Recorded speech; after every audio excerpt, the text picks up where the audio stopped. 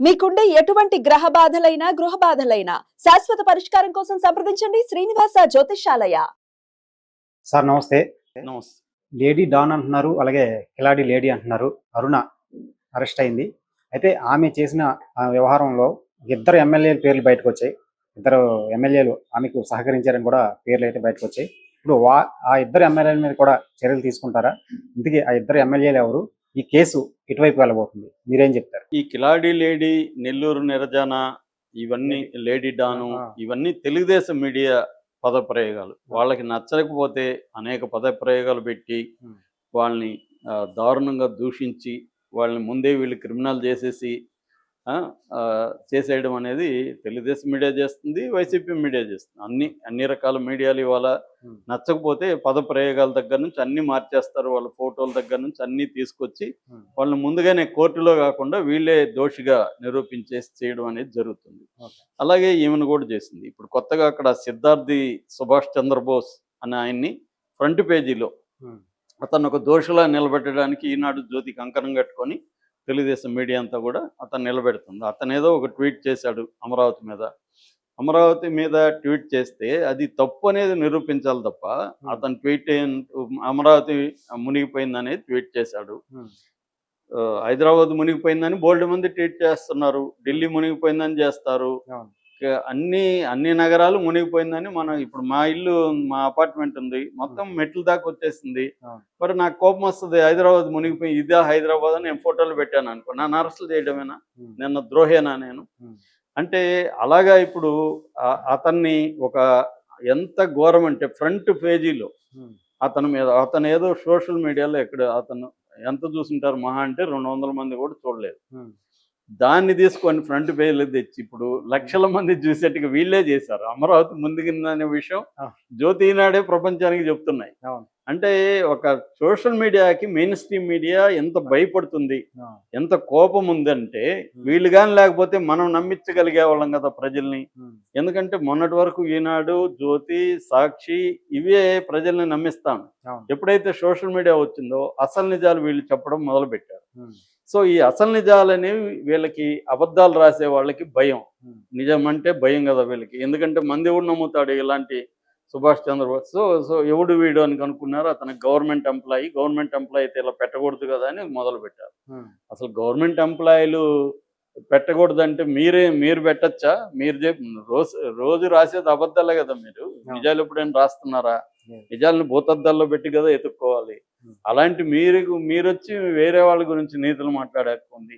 ఈ స్థాయిలో ఇప్పుడు ఈమె నేరం చేసిందా లేదనేది వేరే విషయం. కానీ అసలు కిలాడి లేడీ అనే హక్కు వీళ్ళకేముంది? నెల్లూరు డాన్ అనే హక్కు ఏముంది? నెల్లూరు నిరజాన అంటే స్త్రీ అనేసరికి నెల్లూరు నిరజాన అంటే ఆమె ఒక వేశ్య అని, సెక్స్ వర్కర్ లాగా వీళ్ళు ప్రొజెక్ట్ చేయడం. వీళ్ళే ఇంత ఘోరంగా కేసులు పెట్టాల్సింది వీళ్ళ మీద, సిద్ధార్థి సుభాష్ మీద కాదు, వీళ్ళ మీద పెట్టాలి. సో ఆ స్థాయిలో రాసి ప్రొజెక్ట్ చేస్తున్నారు. ఏం జరిగింది? ఈమె అక్కడ ఒక మహిళ, ఆమె పెళ్ళయింది, భర్త చనిపోయాడు, తర్వాత ఇంకెవరోతోనూ ఆమెకు పరిచయం అయింది, అతను మోసం చేశాడు. దాని తర్వాత ఆమె ఏదో ఎన్జిఓ పెట్టుకొని బతుకుతుంది. ఆ క్రమంలో ఆమె జైలుకి వెళ్ళింది. జైల్లో ఒక శిక్ష పడిన ఖైదీ శ్రీకాంత్ అనే అబ్బాయితో పరిచయం అయింది, ప్రేమించినప్పుడు అతనికి హెల్ప్ చేయడానికి ట్రై చేసింది. ఆ క్రమంలో ఆమె బయటగా పెరోల్ కోసం ఎవరెవరినో ట్రై చేసి వాళ్ళని పట్టుకొని రికమెండేషన్ తీపించుకొని పెరోల్ ఇప్పించుకుంది. పెరోల్ ఇప్పించుకున్నాక ఆ ఖైదీకి అక్కడ వాళ్ళు హెల్ప్ చేశారు, ఎస్కార్ట్ హెల్ప్ చేశారు. నిన్న నేను 2-3 సార్లు చెప్పా, ఎస్కార్ట్ అనేది డబ్బులు ఇస్తే ఖైదీల్ని ఎక్కడికన్నా తీసుకెళ్తారు ఆ ఈవినింగ్ లోపల. అది అందరికి జరిగేది, ఓన్లీ శ్రీకాంత్కే చేయలేదు, అందరికీ చేస్తారు. సో ఎందుకంటే నేను ఎస్కార్ట్తో నేను కూడా తిరిగాను కాబట్టి నాకు అనుభవం ఉంది. సో అట్లాగే చాలా మందిని నేను చూశాను కాబట్టి ఇది కామను. సో దొరికితేనే దొంగ కదా అనేది అనొచ్చు, ఓకే, అవన్నీ నేనేమి అనలే. అవన్నీ కోర్టులో తేలనివ్వండి.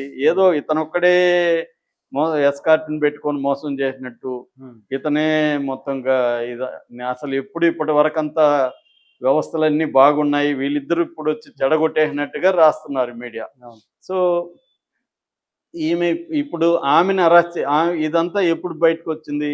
ఆమె చెప్తున్న ప్రకారం జగదీష్ అనే వ్యక్తి ఈ శ్రీకాంత్ ఫ్రెండ్, ఇతనికి ఈమెకి పడదు.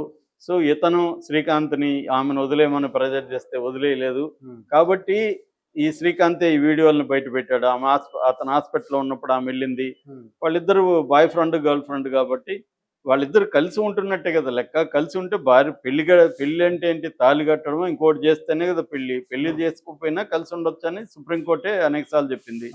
సో వాళ్ళిద్దరూ అంగీకారం, పరస్పరం మ్యూచువల్ కాన్సెంట్తో వాళ్ళిద్దరు ఉన్నప్పుడు మనకేంటి తీట, వాళ్ళిద్దరు ప్రైవసీలో ఏమన్నా చేసుకుంటారు, నీకేంటి ప్రాబ్లం?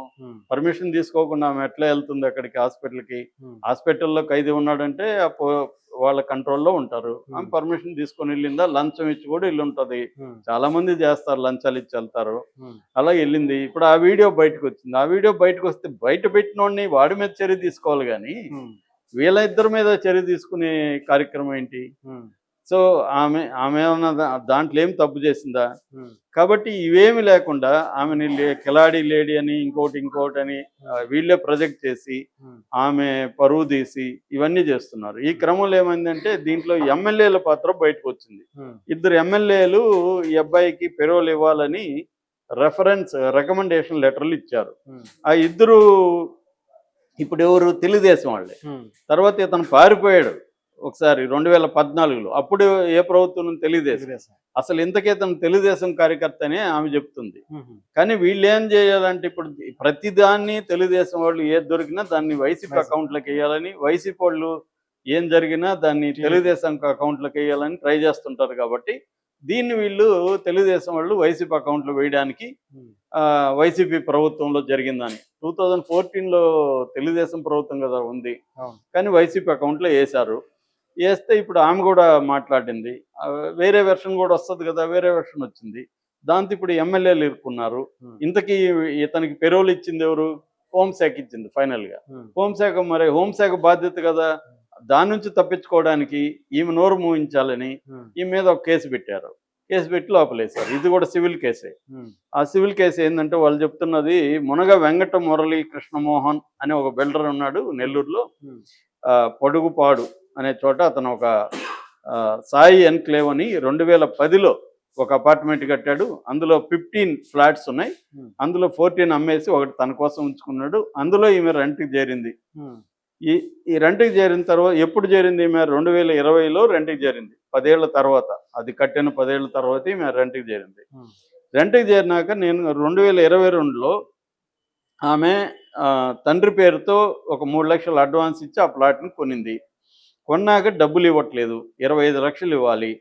డబ్బులు ఇవ్వకుండా ఆ బిల్డర్ని వేధిస్తుంది. ఇప్పుడు మొన్న కత్తితో కొంతమంది బెదిరించారని మంగళవారం అతను కేసు పెట్టాడు. ఇక్కడే మీరు ఆలోచించండి, 2023లో జరిగితే ఈ ప్రభుత్వం వచ్చి కూడా 1.5 year. వీళ్ళు ఏం చెప్తారు? వైసీపీ ప్రభుత్వంలో ఇతను కంప్లైంట్ తీసుకోలేదని. ఓకే, నమ్మేశాం. మరి ఇప్పుడు 1 year దాటిపోయింది కదా మీ ప్రభుత్వం వచ్చి. ఇన్ని రోజులు ఇతను ఎందుకు కంప్లైంట్ ఇవ్వలేదండి? మీ ప్రభుత్వమే కదా ఉంది, ఎందుకు ఇవ్వలేదు? ఇప్పుడు ఎందుకు? ఇదంతా వచ్చినాక ఇతను కంప్లైంట్ ఇచ్చాడు. కంప్లైంట్ ఇవ్వగానే అరెస్టులు చేసేసారు. వేరే ఏ కేసుల్లో కంప్లైంట్లు ఇచ్చినా అరెస్టులు చేయరండి. ఈమెను వెంటాడి మరి అద్దంకి టోల్గేట్ దగ్గర పట్టుకొని, అర్ధరాత్రి పట్టుకొని, అంత క్రిమినల్ ఏం పని చేస్తుంది? ఇది ఒక సివిల్ కేసు, డబ్బులు ఇవ్వలేదని సివిల్ కేసు. దానికి మళ్ళీ సివిల్ కాబట్టి మీరు ఎందుకు వచ్చారని చెప్పి కత్తి పెట్టి బెదిరించారని ఒక కంప్లైంట్ ఇప్పించేసి అతని దగ్గర అరెస్ట్ చేశారు. అంటే ఇవన్నీ మనం గమనిస్తుంటే వ్యవస్థలు, ప్రభుత్వము ఎలా పనిచేస్తుంటది, ఎవరి మీద ఎలాంటి కక్షలు తీర్చుకుంటుంటది. వీళ్ళకి ఓట్లేసి గెలిపించిందేమో మాకు బెటర్ పరిపాలన అందించండి, అభివృద్ధి చేయండి, ప్రజలకి ఏమన్నా సంక్షేమం, పేదలకు సంక్షేమ కార్యక్రమాలు చేయండి, విద్య, వైద్యం ఇలాంటివి మెరుగుపరచండి అనేది మనం ఓట్లేసి గెలిపిస్తే, వీళ్ళు ఎవరి మీద ఎలా కక్ష తీర్చుకోవాలి, ఎవరి మీద ఎలా కేసులు పెట్టించాలి, ఈ అర్ధరాత్రి ఎవరిని ఎత్తుకుపోయి లోపలేయాలి, ఎవరిని కిలాడీలు అనాలి, ఎవరిని నెరజాన్లు అనాలి, లేడీ డాన్లు అనాలి, ఈ కార్యక్రమంలో మీడియాలు, గవర్నమెంట్లు మునిగిపోయి ఉన్నాయనే దానికి లేటెస్ట్ ఎగ్జాంపుల్ ఈ అరుణ అనే ఒక మహిళది. ఆమె నేరం చేస్తుంటే తప్పు లేదు, కేసులు పెట్టారు, అరెస్ట్ చేయాలి. కానీ దీనంతా పరిశీలిస్తుంటే ఇతను ఎప్పుడో 2023లో ఈమె కొనింది, ఇవాళ 2025. పోనీ 2023లో వైసీపీ ప్రభుత్వం ఉంది, ఈ వైసీపీ అని మీరు అకౌంట్లోకి వేశారు, ఆమె వైసీపీ కాదురా బాబు అని చెప్పుకుంటుంది. అయినా కూడా వీళ్ళదే నమ్ముదాం. నమ్మితే 1 yearగా ఇతను ఎందుకు కంప్లైంట్ ఇవ్వలేదు, ఇప్పుడు సడన్గా ఎందుకు వచ్చి కంప్లైంట్ ఇచ్చాడు అంటే క్లియర్గా ఇదంతా కూడా ప్లాన్ ప్రకారం ఈ ఎమ్మెల్యేలను సేవ్ చేయడం కోసం ఆమె వచ్చి ఓపెన్గా మాట్లాడుతుంది కాబట్టి ఆమె నోరు అదిమేసి ఆమెను కూడా జైల్లో వేసేసి అతనికి పెరోల్ క్యాన్సిల్ చేసి జైల్లో పడేసి సైలెంట్ అయిపోవాలి అన్న ఒక కార్యక్రమం కనబడుతుంది. ఆ ఎమ్మెల్యేలు ఎవరంటే 2 పేర్లు చెప్తున్నారు. ఒకరు గూడూరు ఎమ్మెల్యే సునీల్, ఇంకొక ఆయన నెల్లూరు కోటంరెడ్డి శ్రీధర్ రెడ్డి, వీళ్ళు ఇచ్చారని. సునీల్ అయితే ప్రస్తుతం కూడా మాట్లాడాడు, నాకు అరుణ ఎవరో తెలీదు, వాళ్ళ అమ్మ వచ్చి రిక్వెస్ట్ చేసి ఇచ్చానంటున్నాడు. అరుణ ఎవరో తెలియదు అనేది అబద్ధం అని చెప్పడానికి వైసీపీ వాళ్ళు ఒక ఫోటో పెట్టారు. అందులో వందే మాతం శ్రీనివాసు, వేమిరెడ్డి ప్రభాకర్ రెడ్డి, సునీల్, పక్కన అరుణ ఉన్నారు ఆ ఫోటోలో.